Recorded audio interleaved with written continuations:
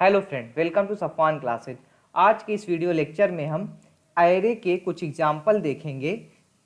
इससे पहले अगर आप इस चैनल पे नए हैं तो चैनल को सब्सक्राइब कर लीजिए और बेल आइकन को प्रेस कर लीजिए। और हमने इससे पहले 2 वीडियो लेक्चर और अपलोड किया, अगर आपने उसे नहीं देखा तो डिस्क्रिप्शन बॉक्स में क्लिक करिए, आपको वहाँ लिंक मिल जाएगी, उसे ज़रूर देखिए। ये जो एग्जाम्पल आपके सामने है, इसमें हम 10 एलिमेंट्स एरे लेंगे और उस 10 एलिमेंट्स को हम सम करेंगे, आपस में वैल्यू को आपस में सम करेंगे और उसका एवरेज फाइंड आउट करेंगे। तो ये सिंपल सा एक एरे का प्रोग्राम है जिसमें हम क्या कर रहे हैं, to find the sum and average of the value in 1D array. Exam में आपसे जो क्वेश्चन आएगा वो इस तरीके से आ सकता है कि to find the sum and average of the value in 1D, ठीक, 1 डायमेंशनल। तो इसमें हम int a नाम का एक एरे लिया जिसकी साइज हमने 10 दी हुई है, n नाम का वेरिएबल लिया हुआ, सम लिया हुआ और i लिया हुआ, फ्लोट एवरेज नाम का एक वेरिएबल लिया हुआ है। हमने मैसेज प्रिंट करा दिया, print of enter the number of element, enter the number of element 1 to 10। यहाँ 1 to 10 इसलिए लिखा है कि यूजर सिर्फ 1 से लेकर 10 तक नंबर ही, मतलब ये नंबर को कोई भी इनपुट कर सकता है, ठीक, कोई भी नंबर इनपुट कर सकता है, लेकिन जो साइज है वो एरे की साइज हम कितनी दे रहे हैं, 10 दे रहे हैं। Enter the element, enter the number of element 1 to 10। फिर हमने स्कैनफ से n में इनपुट ले लिया, यूजर 10 तक वैल्यू दे, ठीक, इसलिए हम 1 to 10 यहाँ पर लिखे हैं कि 1 से 10 तक ही एरे की साइज दे, उससे ज़्यादा एरे की साइज ना दे, ठीक है। अगर हम यहाँ पर 20 लिख देंगे तो यूजर को मैसेज पढ़ के पता चलेगा कि हमें इस एरे की साइज कितना, मैक्सिमम कितना दे सकते हैं, 1 से लेकर 20 तक मैक्सिमम दे सकते हैं, उसके बीच में कुछ भी दे सकते हैं। Print of inter percentile D number, फिर एक मैसेज प्रिंट कराया, परसेंटाइल डी नंबर n। अगर यूजर एरे की साइज 7 लेता है तो कितनी वैल्यू इनपुट कर पाएगा, वो 7। अगर n की साइज जो 7 लेगा तो प्रिंट ऑफ यहाँ परसेंटाइल डी की वजह से 7 प्रिंट हो जाएगा, इंटर 7 नंबर, 7 नंबर वो इनपुट करेगा। For i equal 0, i is less than 7, i plus plus, अगर n की वैल्यू 7 हम लेते हैं तो i की वैल्यू यहाँ पर कहाँ तक चलेगी, 7 तक लूप चलेगा। स्कैनफ से कहाँ तक इनपुट होगा, i, स्कैनफ से एंड a ऑफ i, यहाँ पर क्या लिखा हुआ है, a ऑफ i। अगर n की वैल्यू हम 7 ले रहे हैं तो पहले 0 पोजीशन पे इनपुट होगा, फिर 1 पोजीशन पे, फिर 2, फिर 3, फिर 4, फिर 5, फिर 6। तो 0 से लेकर 6 तक कितनी वैल्यू हो गई, 7 वैल्यू हो गई। तो एंड a ऑफ i, पहले a ऑफ i क्या करेगा, पहले 0 पोजीशन, i की वैल्यू पहले 0 रहेगी तो 0 पोजीशन पे इनपुट लेगा, फिर i प्लस प्लस होगी, i की वैल्यू 1 हो जाएगी, 1 7 से छोटा है, अगर इनकी वैल्यू 7 है तो 1 7 से छोटा है, यस। नीचे आएगा एंड a ऑफ i, यानी 1 पोजीशन पर फिर इनपुट होगा, 2 पोजीशन पे इनपुट होगा। फिर हम प्रिंट ऑफ करा दे रहे हैं द नंबर r, फिर फॉर लूप चला रहे हैं और यहाँ पर परसेंटाइल 4D लिख रहे हैं। 4D लिखने से क्या होगा, 4 स्पेस दे दे के प्रिंट होगा, एक बार जब वैल्यू प्रिंट होगी उसके बाद 4 स्पेस होगा, फिर वैल्यू प्रिंट होगी, ठीक है। तो 4D का ये काम है, 4 स्पेस के साथ वैल्यू प्रिंट होगी। तो जब हमने 0 से लेकर 7 तक वैल्यू ली हुई है, यानी 7 वैल्यू ली है 0 से लेकर 6 तक इंडेक्स पर, वही इंडेक्स यहाँ भी प्रिंट होगा। पहले 0 इंडेक्स प्रिंट होगा, 0 इंडेक्स पे जो वैल्यू हम दिए होंगे वो वैल्यू प्रिंट होगी, फिर 1 इंडेक्स, फिर 2, फिर 3, फिर 4, फिर 5, फिर 6। उसके बाद ये तो वैल्यू हो गई, यूजर वैल्यू जो दे रहा है। सपोज करो 0 पर हमने दिया हुआ है 5, 1 पे दिया हुआ 8, इस पे 9, इस पे 1, इस पे 2, इस पे 3, तो 3 3 6 हमने ये वैल्यू इनपुट की हुई है। अब finding the sum and average, ये उसकी इंडेक्स और ये वैल्यू है, हम वैल्यू इनपुट कर रहे हैं, ठीक। Finding the sum and average, अब हमें इस वैल्यू का सम निकालना है, तो हम सिंपल नॉर्मल वैल्यू ले लेते हैं, जोड़ने में आसानी होगी, ठीक। हमने 1 2 3 4 5 6 7 ले लिया, इसका सम कितना आएगा, 1 2 1, 1 + 2 3, 3 3 6, 6 4 10, 10 5 15 और 15 6 21 और 21 7 28, 28 आएगा इसका सम। तो सम इक्वल 0, हमने क्या किया, सम नाम का वेरिएबल ऊपर डिक्लेयर किए हुए हैं, उसमें 0 ले लिए, फॉर लूप चलाए 0 से लेकर n तक। n की वैल्यू हमारी कितनी है, हमने 7 ली हुई है, तो 7 तक लूप चलेगा।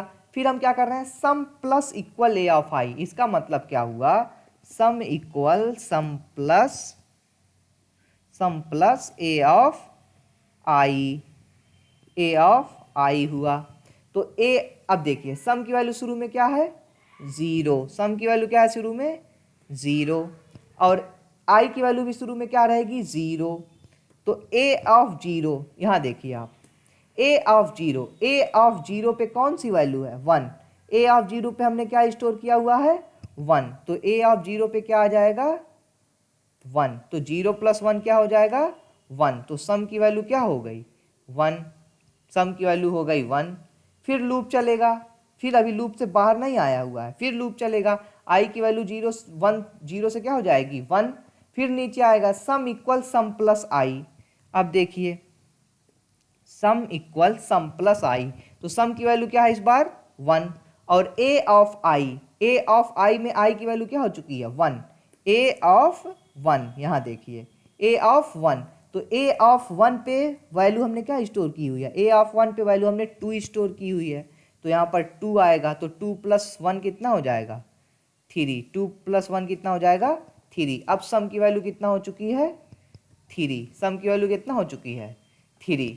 नेक्स्ट टाइम जब लूप चलेगा अगली बार, तो फिर i की वैल्यू 1 थी, 2 हो जाएगी, 2 7 से छोटा है, नीचे आया सम equal sum plus a of i। तो सम की वैल्यू है 3 और a ऑफ i की वैल्यू हो जाएगी a ऑफ 3। ठीक है, a ऑफ 3। तो a ऑफ 3 0 और 1, a ऑफ 2 होगी इस बार। ठीक है, i की वैल्यू तो 2 हुई है ना, तो a ऑफ 2 होगी। तो a ऑफ 2 पर कौन सी वैल्यू है, 0 1 2। 2 पर कौन सी वैल्यू है, ठीक है, 2 पर कौन सी वैल्यू है, 3। 2 पर कौन सी वैल्यू है, 3। ये देखिए ये 0 पोजीशन पे है 1 पोजीशन, 1 पोजीशन पे है 2 पोजीशन, और 2 पोजीशन पे कौन सी वैल्यू हमने स्टोर की हुई है, 3। तो a ऑफ 2 पे कौन सी वैल्यू आ गई, 3। तो 3 प्लस 3 कितना हो गया, 6। तो सम की वैल्यू क्या हो गई, 6। नेक्स्ट टाइम क्या होगा, नेक्स्ट टाइम फिर ऐसे लूप चलेगा, और इस बार पोजीशन एक ही हो जाएगी 3, और 3 पोजीशन पे कौन सी वैल्यू है, 4। तो यहाँ पर 6 प्लस क्या हो जाएगा, 4। ठीक, तो 3 2 5 1 6 प्लस 4 10, 6 4 10 हो गया। इसी तरीके से 10 5 15, 15 6 21, 7 28 से लूप चलता जाएगा, और जब n की वैल्यू 8 हो जाएगी तो ये ब्रेक हो जाएगा, और सम की वैल्यू यहाँ पर क्या आ जाएगी, 28। फिर देखिए एवरेज, देखिए एवरेज में हमने सम डिवाइड बाई n किया हुआ है। एवरेज तो आपको निकालना आता है, जितना भी सम की वैल्यू है टोटल नंबर से डिवाइड कर देंगे। नंबर हमारा n है, n की वैल्यू इस बार 7 है, तो सम को हम 7 से डिवाइड करेंगे, तो एवरेज हमारा आएगा 7 चौक 28, 4 आएगा। उससे पहले देखिए हमने फ्लोट किया हुआ है, ब्रैकेट में हमने क्या लिखा हुआ, फ्लोट किया हुआ है। क्यों किया हुआ है, अब रीजन देखिए। सम एक इंटीजर वैल्यू है, यहाँ देखिए सम क्या है, इंटीजर, n क्या है, इंटीजर, लेकिन एवरेज क्या है, फ्लोट। ठीक, अगर हम यहाँ पर फ्लोट ना लगाएं, ये एक्सप्लिसिट टाइप कन्वर्जन कहते हैं इसे, अगर हम फ्लोट ना लगाएं तो सम भी इंटीजर है, n भी इंटीजर है, ये डायरेक्ट इंटीजर वैल्यू ही किसमें कॉपी करेगा, एवरेज में। ठीक, अगर कोई ऐसी वैल्यू हो जो दशमलव में आए, सपोज करो सम को n से अगर भाग देते हैं तो 3.5 आए, 3.5 आए, तो यहाँ अगर फ्लोट ब्रैकेट में ना लिखा हो तो 3.5 इसमें नहीं स्टोर होगा, इसमें सिर्फ 3 स्टोर होगा। 0.5 हो ट्रंकेट कर देगा, यानी डिलीट कर देता है, ट्रंकेट कर देगा। क्यों ट्रंकेट कर देगा, क्योंकि इंटीजर है और डायरेक्ट इंटीजर ही इसमें स्टोर कर देगा। ठीक, एवरेज में एक्सप्लिसिट टाइप कन्वर्जन क्या कहता है कि ये जो इंटीजर नंबर है इसको पहले फ्लोट में कन्वर्ट करो। इसके बाहर जो ब्रैकेट में हमने फ्लोट लिखा है, इसका मतलब है कि ये जो इंटीजर नंबर है पहले फ्लोट में कन्वर्ट करो, तब एवरेज में स्टोर करो। तो 3.5 जब आएगी वैल्यू, उसको फ्लोट में कन्वर्ट करेगा, 3.5 हो जाएगी, और उस तब एवरेज में स्टोर करेगा। अगर यहाँ पर फ्लोट ना लगा होता तो 3.5 को इंटीजर में कन्वर्ट करता, 3 करता, फिर स्टोर करता। ठीक, तो सम इसका आएगा, अगर हम ये नंबर लेते हैं तो सम हमारा आएगा 28, और एवरेज आ जाएगा 4। कोई दूसरा नंबर लेते हैं तो फिर दूसरी वैल्यू आएगी। ठीक, अब हम इसे रन कराते हैं इस कोड को।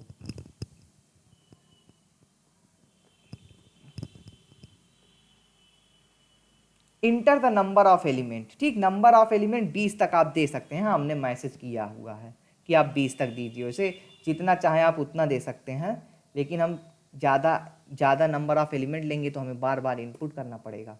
एरे की साइज हमने क्या दी 7। अब इंटर 7 नंबर, ठीक, कुछ भी ले सकते हैं आप, जरूरी नहीं 1 2 3 लें, पहले हम ये लेके आपको दिखा देते हैं, फिर अगला एग्जाम्पल लेते हैं। देखिए सम आया 28, एवरेज आया 4। 28 में जब 7 से भाग देंगे 4। अब इस बार हम रैंडम वैल्यू लेते हैं, ठीक, हमने लिया 8 लिया एलिमेंट इस बार, पहला एलिमेंट लिया 12, दूसरा 45, तीसरा 67, 89, 34, 56, कितने एलिमेंट हुए 1 2 3 4 5 6, 84, 25, ठीक। The number are 12, 45, 67, 89, 34, 56, 84, 25। सम इसका हुआ 412 और एवरेज देखिए कितना आया 51.50। इसीलिए हमने उसे एक्सप्लिसिट टाइप कन्वर्जन किया हुआ है और एवरेज को फ्लोट में लिया हुआ है, ताकि एवरेज हम भाग दे रहे हैं ना, तो भाग दे रहे हैं तो दशमलव वाली वैल्यू आनी चाहिए, ठीक।